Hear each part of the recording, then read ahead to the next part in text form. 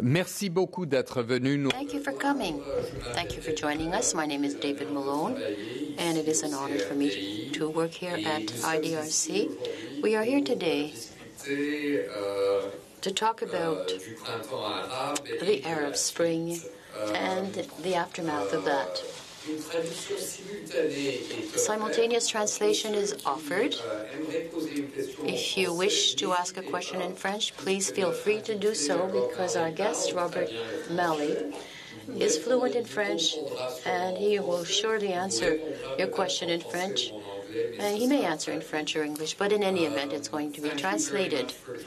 Today, my name's David Malone. I have the privilege of working here at IDRC, and we at IDRC have the privilege today of hosting Rob Malley, of whom a great deal could be said.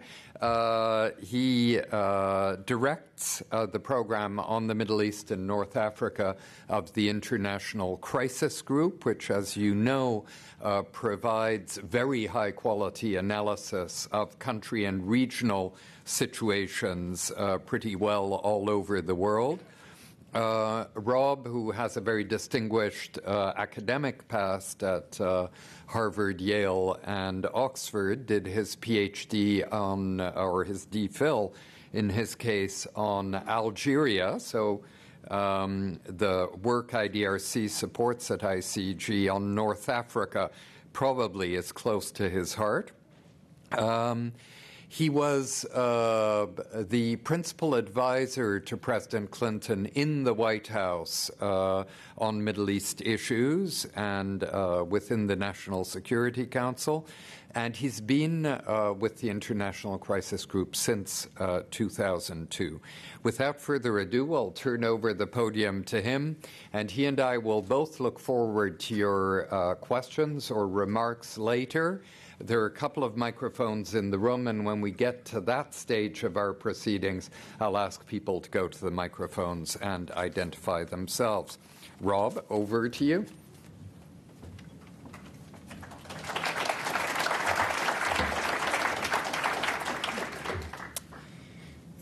Thank you. From the very outset, the uprisings that have shaken the Arab world have borne a curious relationship to the concept of time. They were labeled the Arab Spring, even though they first erupted in winter, and now that a full year has elapsed since they began, they've become both literally and figuratively a happening for all seasons. They came in the wake of decades of stagnation and stultifying Arab stillness, and yet they happened so quickly that they appeared like an acceleration of history, bringing to mind nothing more vividly than Lenin's famous dictum that there are decades when nothing happens, and then there are weeks when years happen, or when decades happen. Paradoxically, they made use of both some of the most modern technologies of communication, Twitter and Facebook, and yet they express in some way a yearning for a return to more authentic and traditional values. And perhaps most interestingly and intriguingly, what happened in the Arab world was early on celebrated by so many outside of it, particularly in the West, in my country, and I suspect in yours, as a clean, clear break from its past and from our own, from decades of stifling authoritarianism in the Arab world and from decades of short-sighted Western support for it. It's that conviction, that notion of a very sharp break, of a rupture, of the birth of a new form of liberal, democratic, secular politics, and on the part of the West, of a clean break from its own former sins, and the notion that everything will be forgiven if not forgotten. It's that conviction that I want to talk to you about today. Before I do that, I do want to thank IDRC for its very warm welcome today, but also for all the support it's given my organization, the International Crisis Group, over the years, which has allowed us to have analysts on the ground in Cairo and in Tripoli and in Rabat and in Tunis and elsewhere, and which has allowed us, particularly over the last 8 months, to do our best to keep abreast of what was happening in the region and, as much as possible, to make sense of it all. Et comme David a dit, je serais ravi de vous répondre en français tout à l'heure, mais je vais me... I said I will be pleased to answer your questions in French if you wish, but for the time being, I will be speaking English, and I might keep the French for later on. How separate, how new, in fact, were the developments that have just shaken the Arab world been? Well, quite novel and quite separate, in fact. If you look at it, the Arab uprisings marked the expiration of an era in the history of the Arab world. Not just a history of Arab autocracy, but also a history of Arab impotence. Tunisians and Egyptians in particular rose up because they felt that they had reached a tipping point where they sensed that they had been robbed of their very national identity and their sense of selfhood. On matters both vital and small, from making everyday decisions to how their institutions would be run, to how their foreign policy would be conducted, on matters of war and peace, they felt that their decisions had been robbed from them. They perceived their states had been usurped by individuals who no longer represented them. And in this, their grievance was not exclusively and arguably not even principally about unjust and corrupt and repressive regimes. And in this, it was not exclusively and arguably not principally about material privation, joblessness, hunger, and inequality. Such indignities and such deprivations mattered, of course, but they'd been around for a long time, and to some extent, people had learned to live with them. But what they were reacting to was something much more elusive and more visceral. They were reacting, and in many countries we know today continue to react, to the feeling that their states were no longer their own. They didn't recognize themselves in this very strange mix of modernist, republican, militaristic forms of government in Egypt, Libya, in Syria, in Tunisia. They're put off by how their rulers have decided to treat public goods as private possessions, and ill at ease at the way in which their leaders would barter the right to make sovereign policy decisions in exchange for foreign backing. And when that happens, when that tipping point is reached, then a regime's very existence, the domination it imposes on its people and the subservience that it concedes to outsiders, that very existence becomes a constant, unbearable provocation. And I don't think one could understand what happened in Egypt and in Tunisia, what's happening today in Syria, what happened yesterday in Libya, without taking into account this deep-seated feeling that people were not allowed to be themselves, that they were being stripped of their identities. And so by pouring into the streets of Tunis and in Cairo and elsewhere, they were rejecting what they perceived as alien transplants. And they were rising up not... Those who rose up were not simply engaging in an act of protest, they were engaging in the most profound act of self-determination. For our peoples, there was something else that was new in what was happening. And that was a sense of discovery of their power to shape events and to determine the course of their own history. Coupled with another discovery, which was that the apparent strength of the regimes under which they lived derived from nothing more than popular ignorance of how weak they were. And that's why when they realized how strong the people were and how weak the regimes were, many of these regimes collapsed as house of cards. And then they discovered something else, which one might suspect was the greatest surprise of them all. You know, for decades, their governments had sought to celebrate the notion of pan-Arab unity when in fact they did everything to combat it, engage in inter-Arab Cold War, and doing everything to prevent the emergence of a pan-Arab nationalist feeling which they felt could threaten their rule. So imagine how the leaders in Egypt or in Tunisia or in Syria must have felt when one uprising inspired another. And even if the Tunisian uprising had spawned nothing else, confined itself to its narrow territory, it still would be remembered as one of the most significant developments in contemporary Arab history. But it did not confine itself. It spread from Tunisia to Egypt to Tripoli to Sana'a to Manama and to Damascus and who knows elsewhere else.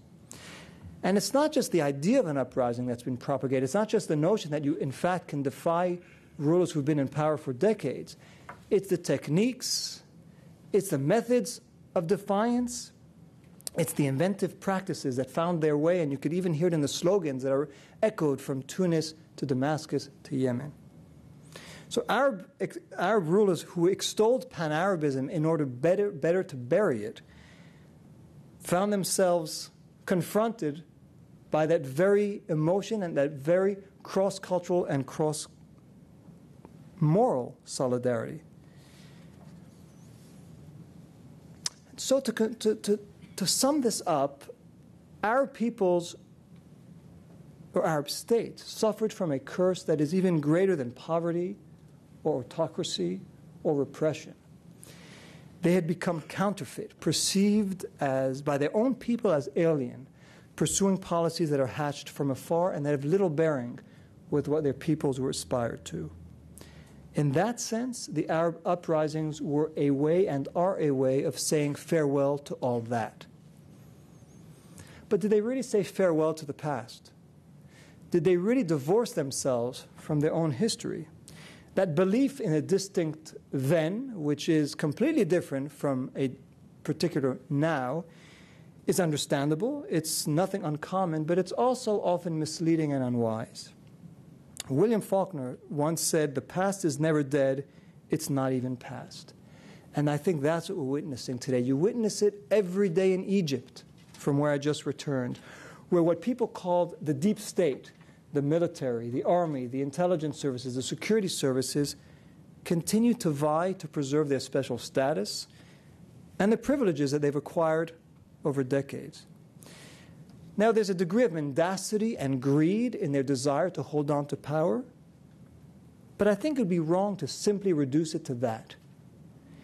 There also is, on their part, a heartfelt conviction that they know what's best for their country, that they alone can save their country from ruin and chaos.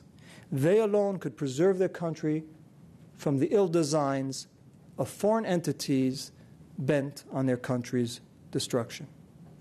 Every day of continued bedlam and chaos in the streets of Cairo, every day of continued violence in soccer stadiums in Port Said or elsewhere, only further validates their view, of course in their eyes, perhaps in the eyes of others. We see that in Egypt. We see it in Tunisia as well, where many of those who used to be in power look down upon this rising underclass and these foreign or these alien-looking Islamists. We see it in Yemen, where President Saleh may have left the country, but has certainly not departed the scene. The past is also present in the relative strength of the various political actors that we see on the scene. You know, we could wonder about where Egypt is going or where Tunisia is going, where all these revolutions are going. But beyond all that uncertainty, there seems little doubt that in what direction and to whose benefit these revolutions will accrue, at least in the short to medium term.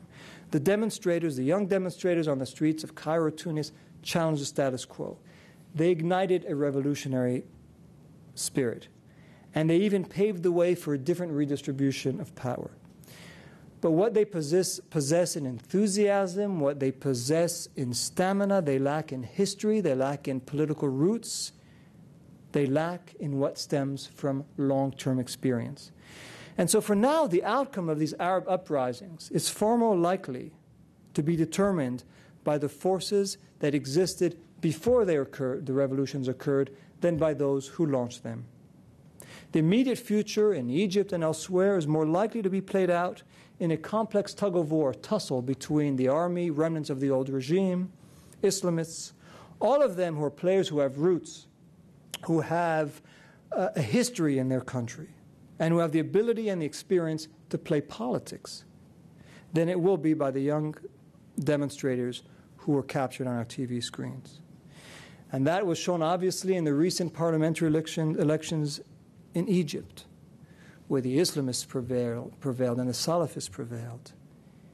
And the enthusiastic activists, the liberal, secular, enthusiastic activists who we most readily identified with the revolutions at first, they will have to bide their time. The past is also present, and this is another important point, as a legacy of the numerous festering, unaddressed problems left behind and bequeathed by the regimes that have been overthrown. Now, the regimes in Egypt and Tunisia and Yemen and Syria regularly warned of ethnic strife, of tribal secessionism, of militant and backward and violent Islamism, all of which they assured their people and the outside world they were the only ones to be able to contain. Now, this was no doubt an exercise in self-justification. In fact, by leaders who were propping up and exacerbating the very threats they then said they were the best equipped to resist and to combat. So they were brandishing these threats to rationalize the continued grip on power. But the fact that they exploited these fears and they manipulated these fears doesn't mean that they were entirely made up. My colleague at ICG who works in Syria, Peter Harling, and who's done remarkable work there, recently wrote a piece in which he commented that the Arab uprisings are almost beyond everything else an attempt, a challenge for Arab populations to come to terms with pre-existing divisions that their regimes had simultaneously exacerbated, manipulated, but also contained. Today, as he points out, the protesters are still struggling with these very issues. And that's true in the cases of countries that have gone through a transition or semi-transition, as in Tunisia or Libya or Egypt. But it's also true of countries that are in the midst of a transition, like Syria. In each of these countries, they're confronting a legacy of a past that was left unaddressed for decades upon decades. In Bahrain, a quasi-apartheid system between Sunnis and Shiites that many Bahrainis perhaps refused to acknowledge. In Tunisia, the history of an imposed aggressive form of secular government at odds with the deep-seated conservatism of its own society. In Syria, the ethnic, sectarian pluralism, which can be transcended perhaps, but is also, and we're seeing it today, a recipe for violent strife. In Libya, the absence of a state that the presence of a dictator had concealed for a long time. In Yemen, powerful centrifugal forces from north and south, the unresolved inheritance of the civil war, which also had been shoved aside. And in Egypt, coming to terms with the fact that this notion, this idyllic notion that Egypt was a country of consensual politics, where divisions could be transcended, that is now exploding as people have to come to terms with the realities of conflicts that have not been addressed in the past between Islamism and secularism, between Sunnis and Copts, about the role of Islam, about the role of the military. The past is also present in the shape of earlier experiences of rapid, radical, and brutal transformations and transfers of power, or attempts at transfers of power. And I'm thinking of two in particular. Algeria in the early 1990s, when the Islamic Salvation Front was on the cusp of a decisive parliamentary electoral victory, and the army intervened, and the world stood by, and tens of thousands of casualties later, the Algeria's Islamists have yet to recover. Or in Iraq, where America's attempt to radically and rapidly topple a dictator gave way to years of violent and tragic civil sectarian strife. For many in the region, this past still serves as a cautionary tale. And so some Syrians, even among those with zero sympathy for the regime, fear that their future might look more like Iraq's past, its recent past. And many Islamists, even in countries where they've prevailed in elections, such as Tunisia and Algeria, dread nothing more to this day than a repeat of the Algerian precedent. And perhaps most intriguingly, the past is also present in the form of a certain kind of wistfulness for the order of yesterday. Not for obviously for the repression, but for the sense of stability, the predictability, the normalcy of daily life. If you go to Egypt and you speak to ordinary Egyptians, you might hear a lot of relief at the fact that Mubarak is no longer there. But you'll also hear many who long for the stability and the predictability and the return of tourism and the safety on their streets. And when such feelings emerge, then the past becomes present in the form of nostalgia. Now, there's another significant way in which the Middle East has yet, despite these revolutions, freed itself from its tormented past. The internal conflicts that are currently roiling the Arab world on issues of governance and the role of Islam and the role of the military have come to the fore, but they've not pushed aside the pre-existing regional strategic conflicts that have been burdening the Arab world for decades. So one set of issues, the issues of governance, has not replaced another set of issues, Iran's nuclear program, Hezbollah's armaments, the Arab-Israeli conflict. It's simply added to that list of issues. And the two have added up and continue to add up in a very combustible way. Because it means that the destiny of individual nations is not just something that matters to them, it matters for the entire strategic map of the region. Will Syria remain an ally of Iran? Will Bahrain drift away from Saudi Arabia's orbit? Will Qatar, which helped propel the Libyan uprising and now is seeking to do the same in Syria, will it be able to sustain this extraordinary bid for power for a very small country? What will happen in Iraq as Iraq views the possible coming to power of a Sunni regime in Syria, a prospect that Shiites eye very warily and that many Sunnis in Iraq view with inversely proportional relish? There could be consequences for Turkey as well, which is trying to flex its muscles, but may have to pay its dues as well if Iran or Syria decide to try to foment or to rekindle the sense of Kurdish nationalism within Turkey. Because the fact is that when you hear Bahrain or Saudi Arabia, the first of which is ruthlessly suppressing dissent in its own country, and the second of which would undoubtedly do the same if confronted with an uprising. So when you hear them urge Syria to transition to democracy and to allow peaceful process and to protests and to allow the rule of law, one suspects that there's more than faithfulness for democracy and infatuation with democratic principles that's at play. And the same, of course, can be said about Iran and Hezbollah, who fully back the regime in Damascus and yet support the protesters in Bahrain and supported those who rose up in Egypt. There's a regional battle underway, and the well-being of ordinary citizens has very little to do with it.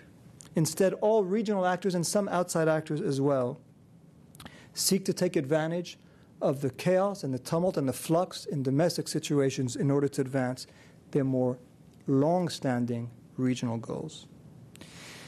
What's all the more dangerous is that all of this is playing out at a time when two of the most significant conflicts in the region are reaching potential tipping points. And I'm thinking, of course, of the Arab-Israeli conflict on the one hand and the Iranian nuclear program on the other.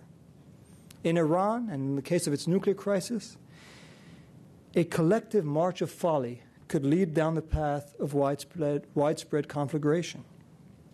And in the peace process, or what remains of the peace process, a collective display of impotence and paralysis could cause a violent outbreak in the West Bank, in Gaza, or in Jerusalem. And these dynamics of what's happening with Iran or with the Palestinians and the Israelis, and what's happening in Egypt and in Syria and in Libya and in Tunisia, there's no one-to-one correlation, but they're not completely disconnected either. Western and Gulf countries that are pressing for change in Syria also have in their mind the potential gains in a tug-of-war with Iran. And conversely, the prospect of losing a precious ally in Syria at a time of intensified threats against Iran could lead Tehran or could lead Hezbollah to deepen their involvement in Syria to try to salvage the regime, which they see now as part of their strategic well-being and future, and perhaps even to encourage their allies to provoke a conflict with Israel in order to change the topic, change the narrative, and land on safer grounds. All of this brings me to the West, mainly my own country, but yours as well. Because in our case, too, and all our efforts to turn the page notwithstanding, the past is also present.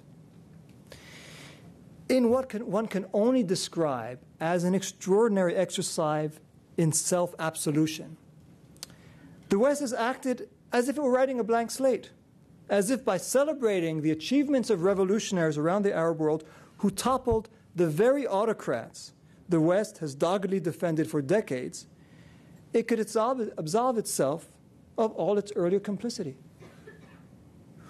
One cannot but marvel at the speed with which Europeans, and again the US in particular, have sought to label the Arab uprisings as their own ideological and political progeny, their own offsprings, oblivious to the fact that these uprisings were precisely against the order that the West has been defending blindly for so long. Sorry to say, it doesn't work that way. One cannot turn one's back on the past without some sense of accountability, the same sense of accountability that the West is asking of Arabs themselves. And a messenger who has propped up the status quo for decades, by definition, is a poor messenger for change.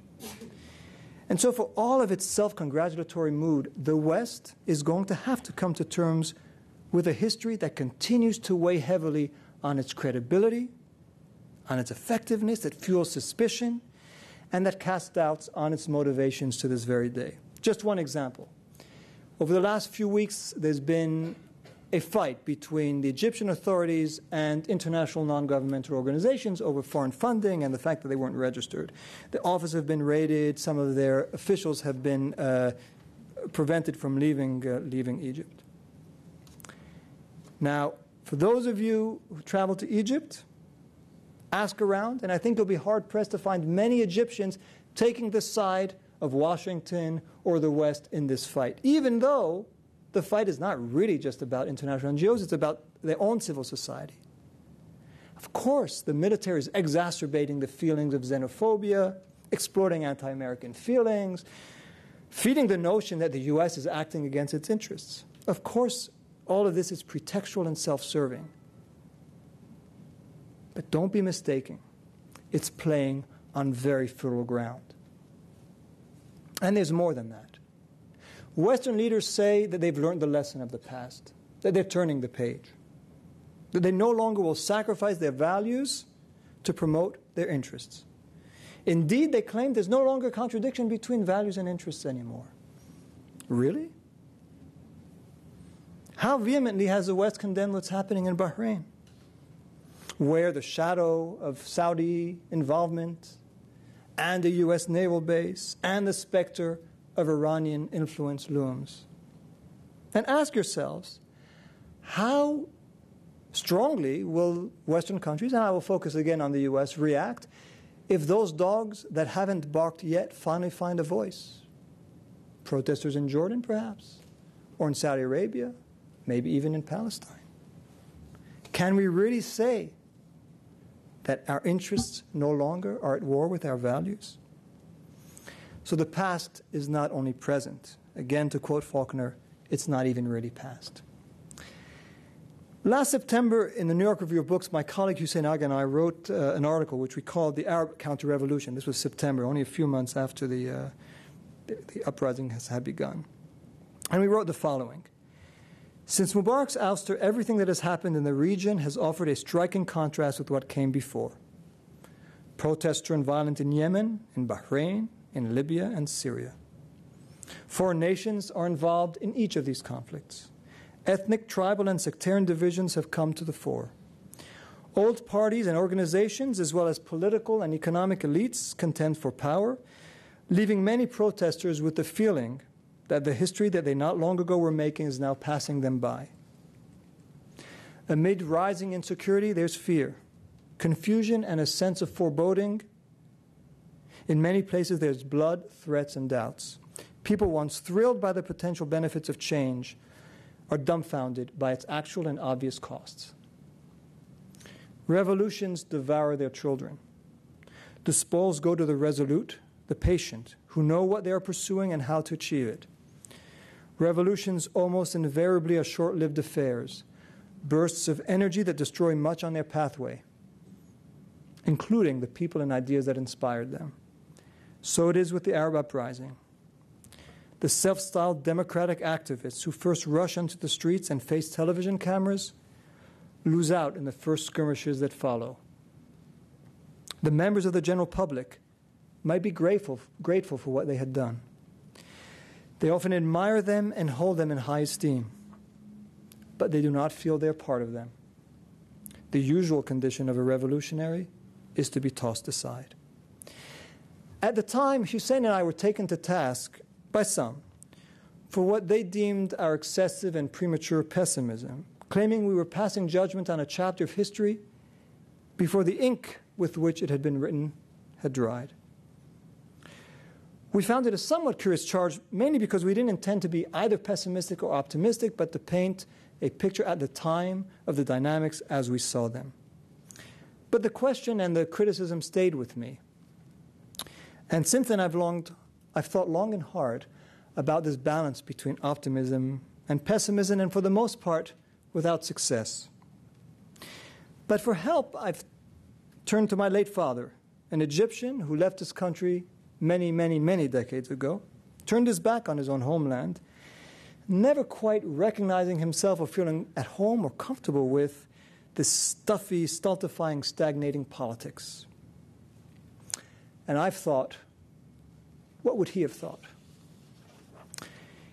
He would have been entranced, I have no doubt, at the sight of courageous, enthusiastic, brave masses taking to the streets.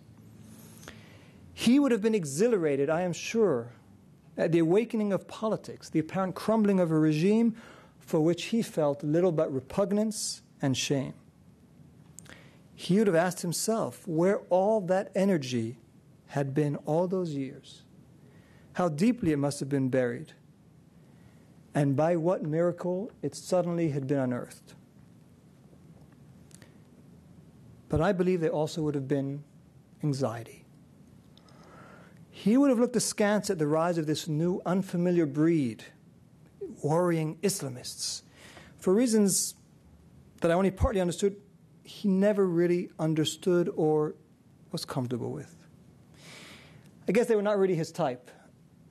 More to the point, he had defined himself for years and decades, almost entirely in opposition to what they stood for, and they defined themselves in opposition to what he most cared about, a form of progressive, militant, and secular Arab nationalism. And so he would have felt uncomfortable with that new cast of characters. More broadly, he would have felt a deep sense of ambivalence at the loss of a world and of an order against which he had struggled much of his life, and yet whose disappearance, I would guess, likely would have left him somewhat disoriented, with a confused, somewhat guilty, but unmistakable form of nostalgia. Thank you very much.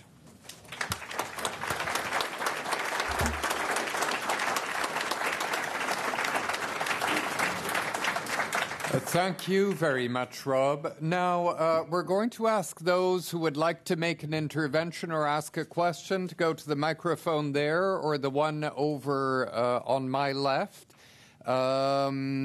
Please, sir, would you identify yourself and keep your remarks or question as brief as possible, please? Thank you. My name is Farouk. I'm originally from Yemen. Thank you, Ralph, for your wonderful lecture, very informative. Actually, I have many questions, but I will stick with just one, which I noticed that you have tried to avoid, and that is with respect to the Russian veto in the Security Council a few days ago. A political analyst was saying that the The Russians wanted to make sure that they get the whole pie this time, comparing it with they had no slice of that pie in Libya, although they have voted against, of course, the Gaddafi regime. And we know the rest is all history. Now, do you believe that this is what this political analyst is saying is perhaps true? Thank you for that. Go ahead, Rob. Yeah, by all means. I didn't try to avoid it. It was hard to fit in, but it's a very good question. I think there are many dimensions to the Russian vote, and I don't pretend to know them all. I think some of them have to do with domestic considerations, sort of an assertion by Putin and Putin, I think, now is much more in charge even than President Medvedev, an assertion of Russian national interest and of a sense that they're not going to let the West dictate the shape of events. I think there is also a concern about this new norm emerging of the Security Council being able to intervene in domestic affairs. Witness the controversy over the elections in Russia and what might happen in the future. So it's not exactly a precedent that I think either Russia or China is particularly comfortable with. I think there also is concern, and I hear this from Russians, about Islamism in the region. And they have many Muslims in their own country, and they don't look at them with great equanimity. And I think the fear that the Islamist rise in the Middle East, moving to Central Asia, is one that they, and to some extent the Chinese, share as well. And then finally, I think that there is a deep Russian belief in stability, almost stability at all costs, and the chaos in the region, particularly if Syria if that moves to instability in Iran, is something that they fear. But I think what's implicit in your question is right as well. I think at this point what they're hoping for, I think my sense is they are more convinced today than they were 6 months ago that the status quo is not going to be able to prevail. But they want it to be a controlled transition, and they want to have their say in it. They want to be able to play a role in the transition, to play their part, which is why they've insisted on being the location in which negotiations between the regime and the opposition would take place. I think all of those are mixed up, and they're hoping that they're going to be able to use this opportunity to reassert themselves, to reassert a degree of national power, avoid the setting of a precedent, and play a role in the future transition of perhaps the sole remaining Arab country with which they have special ties. Thank you. Several people want to ask questions, so I'm going to ask each one to be brief. The Ambassador of Sudan, please. Thank you. Thank you very much, Dr. Malley, for this in-depth analysis and prediction. Although it is very complicated to predict what is happening now in the Middle East. My short question, you came about the role of, or how the West is viewing what is happening or taking place in the Middle East. And just my question, there are a lot of complaints in the after-revolutionary governments now in Tunisia, in Egypt, that the West did not come to the support of these regimes, especially financially and economically, which they are in dire need. So just asking Dr. Malley, what are the reasons to him? The new yes, government. Yes. Thank you. Well, as I'm sure you're aware, there is not just a global economic crisis, but there's a budgetary crisis, particularly in Europe and in the U.S., which makes it hard to get anyone to give any assistance to anything. I think that's part of the reason, if not the entirety of the reason. I think, speaking again mainly from a U.S. perspective, the hope is that others will step in, and particularly Gulf Arab countries, which they haven't done so far. Right now with the Egyptians is the other question, which is it's very difficult, given the mood in Congress, to provide assistance to a country that is shutting down NGOs. And I think if that isn't resolved, you're going to see a real blowback politically. But I think your broader question is right. There's a crisis in these countries. One of the great paradoxes, which I touched upon in my talk, is that the the sense of economic dissatisfaction was one of the motors of these uprisings, and yet the uprisings and the revolutions has ended up making the material conditions even worse than they were before. True in Egypt, true in Tunisia, collapse of tourism, collapse of foreign investment, instability, unemployment going up. I mean, that's a big part of the picture. If they can't recover economically, then what I discussed earlier, the sense of nostalgia, the sense of things had been better before this chaos, I think is going to come back very strongly, and it already exists in Cairo, and that's why I think there's growing impatience with some of the demonstrators, with people who depend on tourism, saying, for how long are they going to make our lives miserable? Great. Thank you. Please, sir. I wonder if you'd say something about... Might you identify yourself? Yeah, Bob Miller. I teach a course on international democracy issues at Carleton University. I wonder if you'd say something about the future of democracy as an idea, or the idea of democracy as part of this. I take from some of the points you've made the fact that we've projected onto them our ideas of democracy, that many of the most fervent Democrats, the young and the politically naive, it's easy to draw a rather pessimistic conclusion about this. So could you say something about the roots of democracy, and in particular whether you think on the part of the Islamists, or some part of the Islamists, there's a serious interest in finding a way of reconciling Islamist and democratic values? I don't want to get into theoretical discussion, for which you're far better equipped than I am, but I'd say, I mean, there are certain things that have changed, and I don't think it's going to be easy to go back on, unfortunately. One is public opinion has a weight today that it didn't have before. That's not democracy, but it is a form of popular involvement, which I think you can't erase. The Islamists, I think you raise a very good point. There's been an evolution now, which we have written about for some time, among Islamists and particularly Muslim Brotherhood thought, acceptance of the democratic, what they call democratic rules of the game, of alternation of power, of pluralism. And I think this is going to solidify it even more, and the Muslim Brotherhood in particular sees itself as gaining from the democratic game. I had a very interesting discussion with the Salafists, and I asked him, what's your view on democracy? It hadn't traditionally been something that you were promoting. And he said, for now we like what it's giving us. Doesn't mean necessarily that we have endorsed the democracy as a principle, but we enjoy the fact that it's served us well. So I think there's going to be, out of this mix, you're going to see public opinion playing a bigger role. You're going to see parties that had been somewhat reticent about the democratic ideal playing the game. Does this develop into a genuine democratic culture? Accepted rules of the game, accepted roles for those who prevail and those who lose in elections, accepted roles for the media and for the judiciary. That's a much longer enterprise. I suspect over time the answer is closer to yes than to no, but with many, many bumps along the road. Great. Thank you. Wardy? Hi, my name is Wardy Lepan from IDRC. Thanks for a great talk. I just had a very quick question about the Egyptian revolution. It seems to me that it had a very different trajectory to a lot of the others in the region, in that it didn't start so spontaneously. It had very deep roots in the strikes in the 2006, 2008, that were growing in Egypt.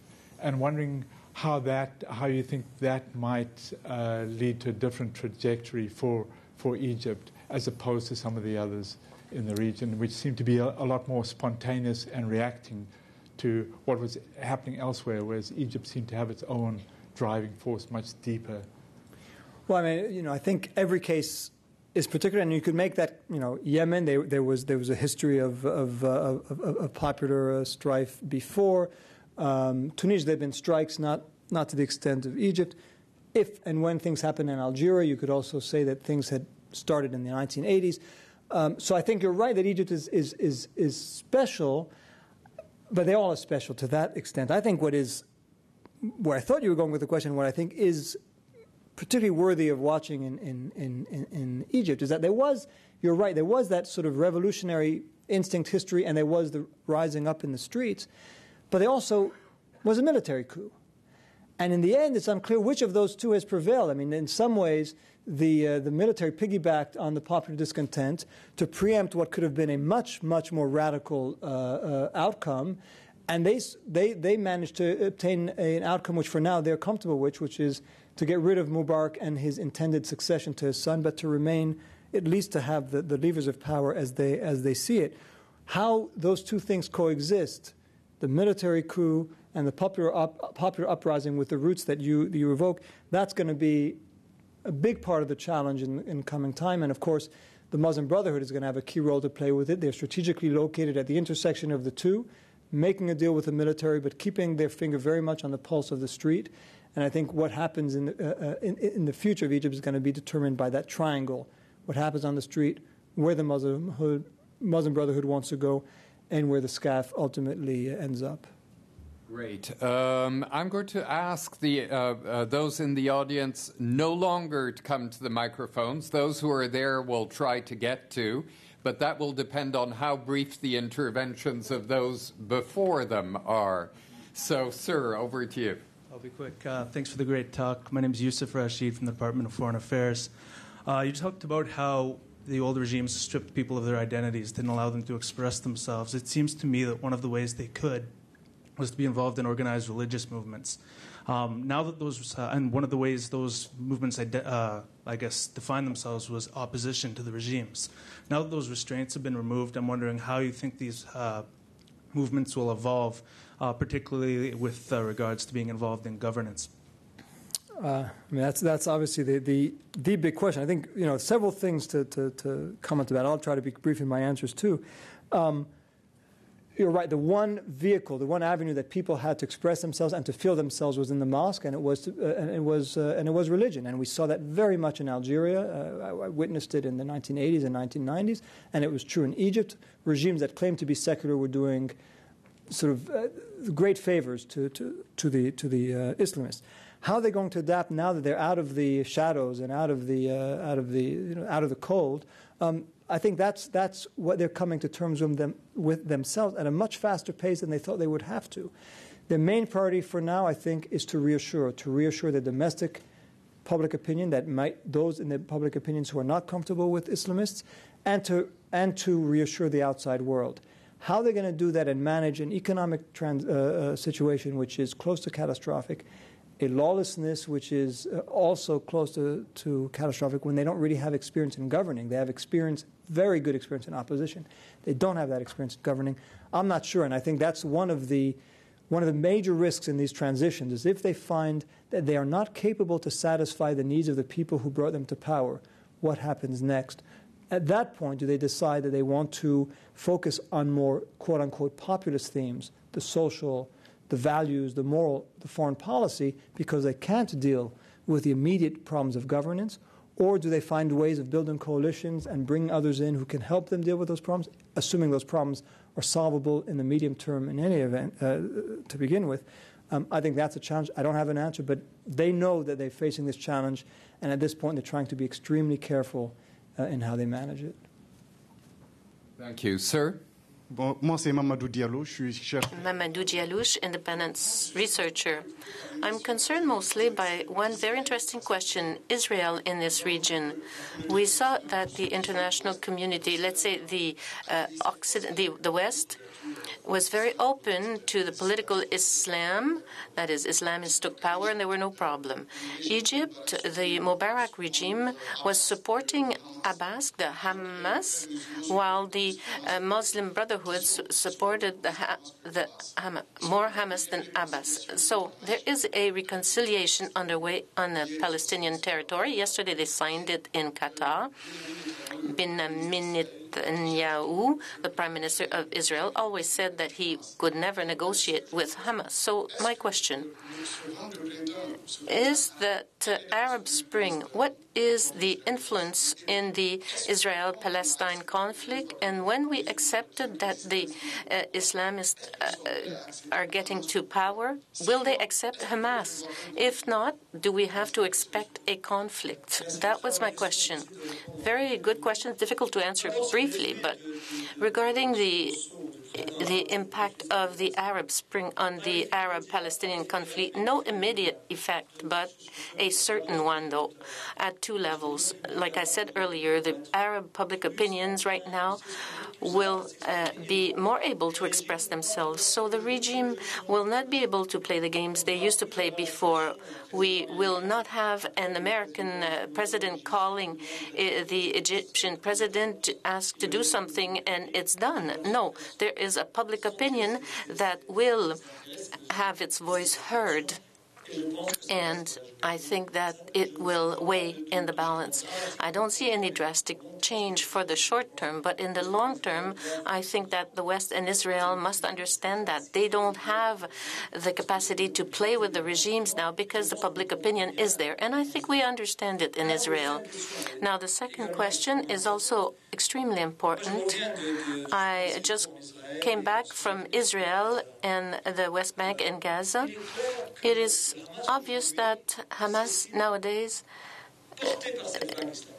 is on that wave. They are in a delicate situation with what's going on in Syria and what may happen with Iran. But they are on that wave now, and they're feeling good about it. They see, as you and me, that the States, Europe, and probably Canada, I'm not sure, are willing to discuss with the Muslim brothers in Egypt, the regime that they are part of. The Hamas is a son of the Muslim brothers. And they think that eventually it will come. There's two dynamics underway. And I said it often. I think that the Palestinian unity is a good thing. We can't have peace. I was a student in the university, and my subject was the moment of freedom. I can't see a liberation movement that can end up in an agreement with others if there's no unity. So the Palestinian unity is good for Palestinian and for Israel also. Now, how to deal with Hamas? I think that today the West, who's talking with the Muslim brothers, with the Turks, with Qatar, with Nahda, must use at some point that channel to initiate an indirect discussion, because I understand the political constraint indirectly with Hamas, which is evolving also. The Hamas can't remain indifferent when it sees the Muslim brothers in power in Egypt having good relationship with the States. Same thing for Turkey, same thing tomorrow with other countries. They'll have to adapt. They know it, so let's take advantage of it. Thank you, sir. Dr. Abu Nafisa, my question related to the Gulf states. Two of the Gulf states, namely Qatar and the United Arab Emirates, played a vital role in the uprisings, in the Arab uprisings, with money, with media, everything. While other Arab states, some of them remained silent, and one of them, Saudi Arabia, for example, behaved differently. In Bahrain, for example, supporting Bahrain. What kind of repercussions do you think these two different policies with regard to the uprisings are going to have some repercussions? What kind of repercussions on the GCC present situation and their prospective for a union? They are discussing policy of making a union. What repercussions this will have? First, I'm not sure that I entirely agree with your depiction. I think the GCC is actually quite united, including on Bahrain. I don't hear the Qataris taking issue with what the Saudis have done in Bahrain, or the Saudis taking issue with what the Qataris are doing in Syria. So I think that I would take this slightly differently. I think what we're seeing today, when people speak about the role of the Arab League, there is no Arab League, truly. I mean, all the principal countries of the Arab League today have become mute. Egypt. Where's Egypt? Syria, Iraq. So those countries that used to be more active in the Arab League are, for whatever reason, not playing that role. The GCC, and in particular Qatar and Saudi Arabia, along with others, are leading the charge. They led the charge on Libya. They're leading the charge on Syria. And so I believe since... Please, sir. let our speaker speak. No, but maybe you want to clarify. But anyway, I don't believe that we're seeing a split in the GCC. I think what we're seeing is a more assertive GCC at a time, and we may disagree on this, but I'm not sensing real dissonance between the policies of Saudi Arabia and Qatar on the two issues that you mentioned, Bahrain and Syria. But we can discuss further. Thank you. Please. Hi, my name is Ian Tobin from Export Development Canada. Great presentation. If I could push you a little bit in terms of forecasting, never a fun job, but your background is in Algeria. If you could maybe just see where you see Algeria and maybe Jordan in 2012, that'd be great. Boy, I'm not going to forecast because all my forecasts would have been wrong for 2011, so don't try to, particularly on television, I'm not going to engage in that. But I think, both regimes are worried. The worry of the Jordanian monarchy can be seen in the eagerness with which they're trying to host these talks between Israelis and Palestinians, and the way in which they're reaching out to Hamas, trying to sort of check all the boxes. And they're worried for good reason. There is dissatisfaction, and the dissatisfaction in Jordan has become more sensitive to the regime because it now affects even their traditional base, the Transjordanian, more Bedouin base, which is unhappy in a way they haven't been unhappy before, and which is directing their anger not more generally at the government, but at the king and the queen in particular. So I think there is sensitivity, and I know that many are worried about the stability of Jordan. I honestly can't make a prediction because I just don't know.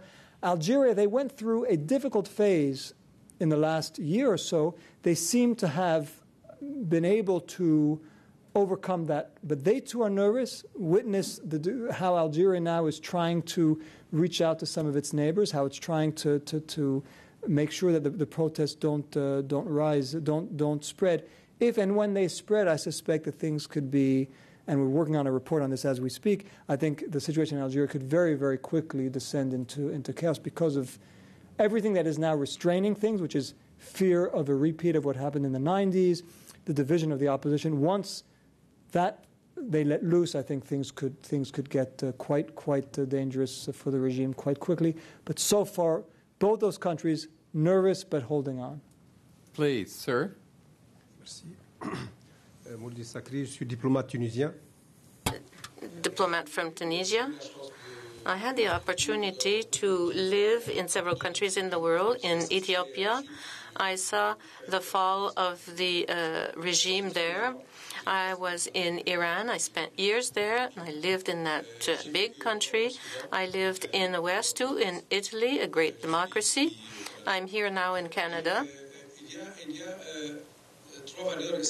There are three essential values upon which all the upheavals took place, even in Eastern Europe back then. That is freedom, dignity, and participation to power, political power. There's three values, I think, that are common to all the upheavals or revolutions that took place in the past 50 years.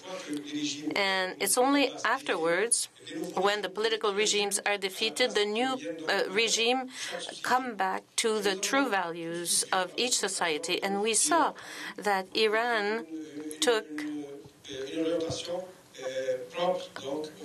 a direction that was in line with the Iranian values. In Ethiopia, the regime is not really a democracy for the West. Sir, in interest of time, could you be brief? All right, very briefly. Do you think that in the future there may be an evolution towards a clash of civilization? Je n'ai pas compris la transition, mais moi, je ne crois pas au conflit de civilisation. Je pense qu'il y a évidemment des tensions entre différents pays. Je pense qu'il y a des tensions entre différentes stratégies politiques. Je crois qu'il y a des strategies. I think that there are interests which are at stake in terms of civilization, especially the use of the term in the U.S. I don't really know what it means. I don't see civilizations rising one against the other, but it is true. One cannot deny it. that there has been an uprising in some Western countries, a phobia against Islam, and as in Arab countries, they feel alienated from the West. And I dealt with it a few minutes ago, but I don't think there's anything inevitable there tied to this tension, especially this clash between civilizations. I think that we've used this expression too often. We've rendered it too simplified. I think that it's better to deal with the real political problems. We'll be then in a better position. We can avoid the kind of clash you've mentioned. Thank you.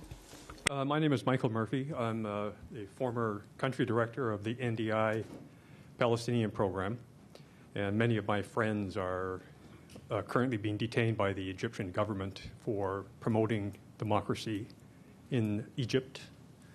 And one of the things that you mentioned was the Israeli-Palestinian or the broader Israeli-Arab conflict as being one of the tipping points in the region. And I think everybody would agree with you, but contrary to what a lot of Palestinians and many Arabs and Muslims have thought or assumed for many years, which was that the Palestinian conflict was the epicenter of these issues. That seems to be changing quite a bit. The ground has shifted considerably. Palestinians are no longer at the center of a lot of the discussions and certainly a lot of the attention. And that might be a matter of opinion, but that's my observation. I think it's reinforced by the failure of the Obama administration in making any concrete or substantive steps in bringing the parties back to the negotiating table. And one of the more recent examples of that I'd like to get your feedback on is the quiet withdrawal of funding by the USG for democracy programs in the Palestinian territories. Last year, IFAS closed its office. At the end of this month, NDI is going to close its office, and IRI is operating without an office and does polling, which it shares with the Palestinian leadership. So I'd like to get your comments on where all of this is going. Has there been a fundamental shift in the USG's approach to the issue? Brief comments. First, when I go to talks, I hate it when people say, when they're given two options, they say it's both. But I'm going to do that right now. When you say, is it the epicenter of the problems in the region, or is it simply, or is it not? And I think it's both. I think the Israeli-Palestinian conflict is at the core of what so many Muslims and Arabs believe in. But it is not the epicenter. It's not what they think about day in, day out. It's not what's going to determine the evolution in Egypt or in Syria or elsewhere. And I think we have to keep both realities in mind, that it is a core concern that cannot be ignored or it will blow up in our faces. But at the same time, let's not go to the other extreme and say, once you resolve that, everything will be resolved, or if you don't resolve it, you can't resolve anything else. So that's just one comment on that. When I said tipping point, what I really meant was tipping point because I believe both Israelis and Palestinians are fast approaching the time where not only will they be skeptical about negotiations, they will have given up on the whole notion that negotiations are going to yield what they want. And I think at some point you may see people moving more away from the two-state solution if it hasn't happened already. And I think that's the tipping point where the Palestinians and the Israelis basically don't see the point in engaging in what they've engaged in fruitlessly for the last 20 years. You're talking maybe about a different tipping point, which is on U.S. attitudes. I'm not sure. I think part of the cutoff has to do with the very politicized environment in which my country finds itself and the moves that the Palestinians have made at the UN and reconciliation, which has led to a Congress that is in certain hands to put a hold on some money. It's not the administration's view. The administration, as I understand it, would like that money to be restored, but particularly in a year of politicking and with elections looming, I'm not sure the administration really wants to take that issue on. I'm quite sure they don't want to take it on. There's, of course, a broader question, which I think is implicit in what you're saying. Will there come a point where the U.S. simply decides to wash its hands of a conflict from which it believes it has nothing to gain? We saw a microcosm of it in the last few years. I think President Obama came into office genuinely determined to do something. Now, we could spend many hours debating whether what he thought he was doing was the right thing to do, whether he did it the right way, and I happen to think he made a number of mistakes. But what's happened over the last 6 to 8 months is a conclusion which at this point is a temporal conclusion, a temporary conclusion, that there's nothing to gain and much to lose politically by for him to throw himself back into this conflict, which has discredited him in sort of a paradoxical and very unfortunate way. He's lost credit among Palestinians and Arabs and among Israelis. I mean, that's sort of the worst of all worlds, so he doesn't see what's the point of getting involved again, losing on all fronts, looking weak at home and looking weak abroad.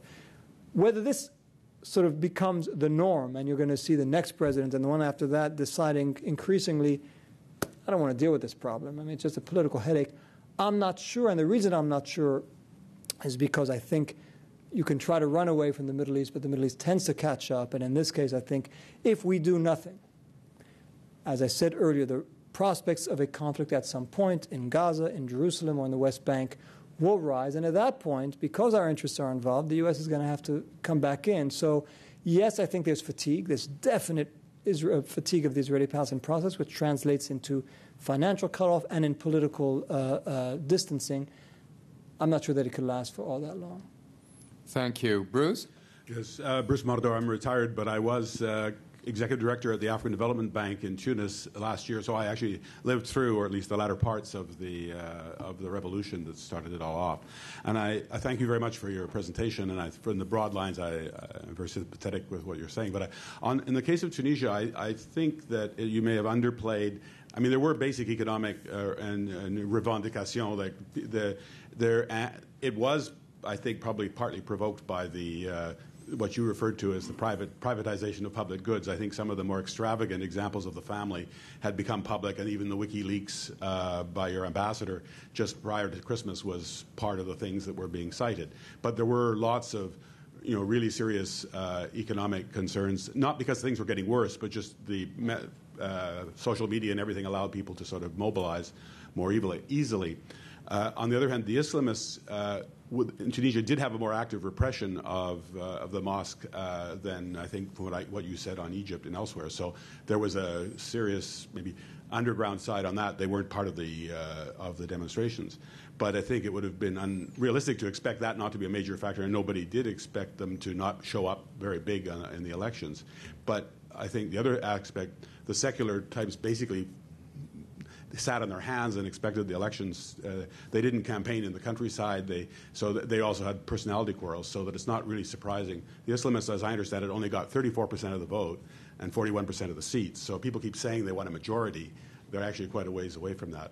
But the real risk in Tunisia, I think, is that those economic expectations are generating constant strikes and things which are undermining an economy that doesn't have oil, and it is closely integrated with the Europeans, who are not doing all that well to start with. So they face major challenges on that front. I agree with what you said, and particularly on the economic side, which is actually the subject of our next report on Tunisia, which is how the economic crisis risks undermining everything. On the prediction of the Islamists, many I spoke to had underestimated. Maybe, I mean, you may have had better information, but I think they surprised a number of people both inside and outside Tunisia, even if they don't have a majority. And my sense, I don't think that Islamism is a majority view among Arabs. Everything is relative and comparative. But in a landscape where one party is organized and others aren't, and they don't really have the kind of resonance they need, the Islamists, particularly in a place like Egypt, and you're right, there's a difference with Tunisia, will prevail. Barbara, finally. Barb Darling, Canadian International Council. I'm interested in the next phases of the Arab Spring, and including probably some of the civil wars we'll see that are generated, but also some of the spillovers into other areas, for example, North Africa or the northern part of sub-Saharan Africa. We hear about Libya being full of arms, and that certainly they're moving southward. We've watched the international community grapple with the breakup of Yugoslavia and the ethnic degeneration that happened there. Do you think the international community is capable of dealing with these spin-offs? At what point will it become something that how would I say it, ensnares the West in what happens? Is the international community equipped to deal with these? Short answer is no. And again, I mean, this is part of what I'm trying to say today is, the first uprisings in Tunisia and Egypt they had a pristine quality to them. As I said, they were essentially nonviolent. They were essentially popular. They happened quite quickly. And they happened so quickly that they were self-contained. I mean, it's quite remarkable that a country like Egypt could, again, we could debate whether it was a revolution, but a change in power with very little regional repercussions. That's changed, partly because other countries now have become attuned to what's happening. The strategic stakes are greater. Regimes are fighting harder to survive, and people are trying to view this more in a strategic equation, whereas I think countries like Saudi Arabia and others were sort of taken by surprise by what happened in Egypt. People are not going to be taken by surprise anymore. And I think we're going to see both greater regional and international involvement in ongoing conflicts, Syria being, of course, item and exhibit number one. I think the likelihood of a proxy war of sorts developing in Syria with Iran and perhaps Hezbollah on the one hand, Saudi Arabia, Qatar, Turkey, and others on the other, turning Syria into what it had turned in part Lebanon into for many years. So I think sort of the magnet effect, but also the spillover effect. Refugee crises, I think they're very likely to see those with Syrian refugees pouring into Lebanon or into Iraq or into Turkey. And perhaps even worse, and I mean, you mentioned Libya where weapons are being exported, but we may also see the export of the conflict from Syria, because this is a regime that in the past, its modus operandi was, whenever it was in trouble, to project that trouble could get much worse. And either you dealt with them as they were, or things were going to get much worse for everyone. And that's you don't change a modus operandi, when at the end of your life. You tend to stick to what has worked for you in the past. And so the notion, the possibility that Syria might try to export its troubles as the end nears, I think, is one that we have to bear in mind. Is anyone prepared for any of this?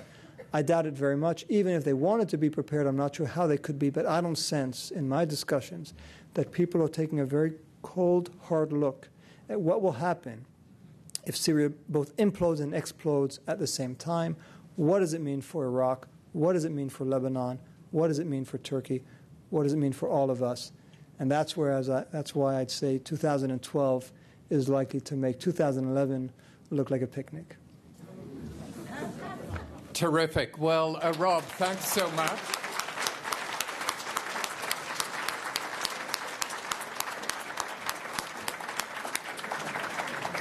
You've had a very large, very appreciative audience. As the rare foreign visitor to Ottawa who can operate bilingually in our capital, you're doubly welcome, and we'll want you to come back in the future and see where we are perhaps a year or two from now. Merci beaucoup.